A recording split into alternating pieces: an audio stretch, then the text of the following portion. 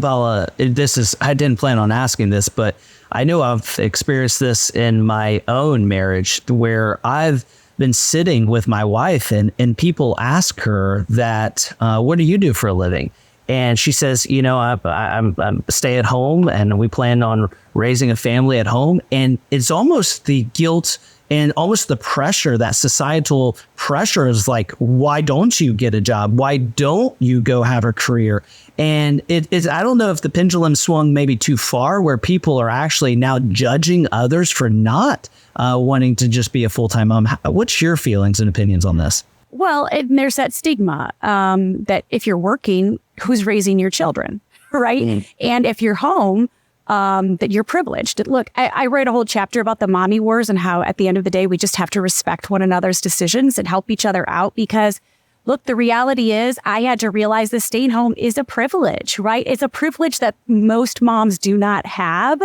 And 70% of moms are working because they have to. 70% of mothers will be the primary breadwinner in this country for their families. And so I think at the end of the day... Do you think that's because we're spending too much though, Paula? Or do you think that's because men have got softer over time? No. Why do you think that is?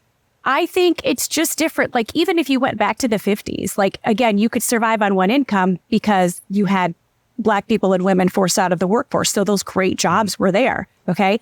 But yes, we do spend more, but it's so much more expensive to live. Childcare, you look at wages, even if you just want to look at it from a childcare perspective, it costs the same to send your kid to childcare, to daycare for 1 year as it does for in-state tuition. Wages have been fairly stagnant the last 30 years. Childcare, our costs have just gone through the roof. So you almost need two incomes.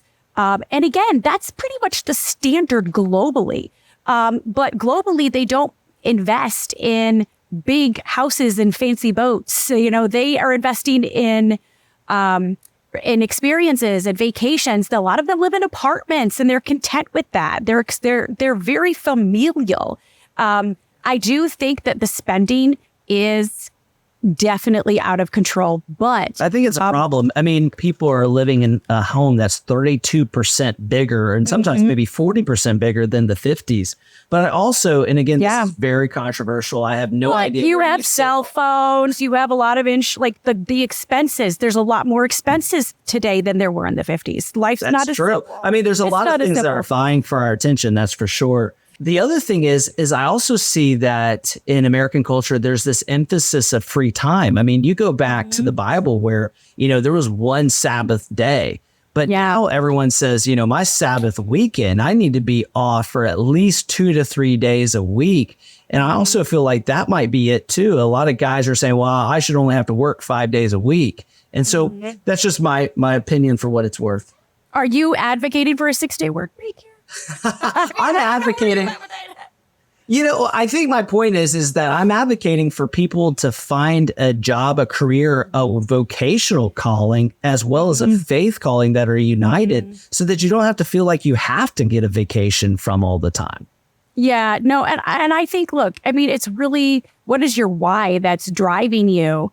And I just know my husband and I, our why right now is we want to be as present as we can with our kids. That's why one of the reasons why we're living in a small town and we're pursuing what we're pursuing. But that is a privilege that we have to be able to work from home.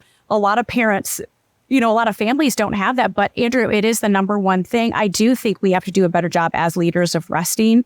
We have to do a better job and not demonizing the work that we are doing. So I have made it a point to invite my kids into my work. Look what I get to do. Look at these people I get to talk to. Look at how I get to shine my light. They ask questions about it. We talk about it. They engage. So I haven't demonized work. And I think for a while I did. I was like, work's the thing that's so bad. Look at, mommy can't be with you. So then kids start repeating that because they have mirror neurons. So a lot of it is how you talk about it. But people want something different now too. And you look at the next couple of generations, the millennials and Gen Zs who are coming up, they don't want the same thing that their parents had. They want that elusive work-life balance, even though I hate that word, but they want that. They want to be like other countries where they aren't. living to work. They're working to live. It's a totally different shift in mindset. They don't need all the fancy stuff. And I think people, they're willing to give up some of the big fancy stuff because they want the flex hours and they want hybrid location and they want a 4-day work week, which, from just on the other side of it, like they've been transformative. They have shown that you could be more productive in 4 days. I think companies also have to shift how they view and measure success, like commit to measuring the measurables. Maybe we don't need to do a 9-to-5 work week because you know who that really, really discriminates against? Moms who have to pick up their kids at 2:00 in the afternoon. Like, if you don't have childcare, and sadly, a lot of it falls on the mothers because we're paid less. So why wouldn't it force us out of the workforce if we're making 70 cents on the dollar? So there's a lot to unpack. I'm just really about strengthening families at the end of the day because most moms have to work and there's no demonizing anyone who chooses to stay home with their kids. I did for a while. Okay. My mom was a stay at home. So, but the reality, things are different now. Yes, we do have a spending problem, but it goes much deeper than that.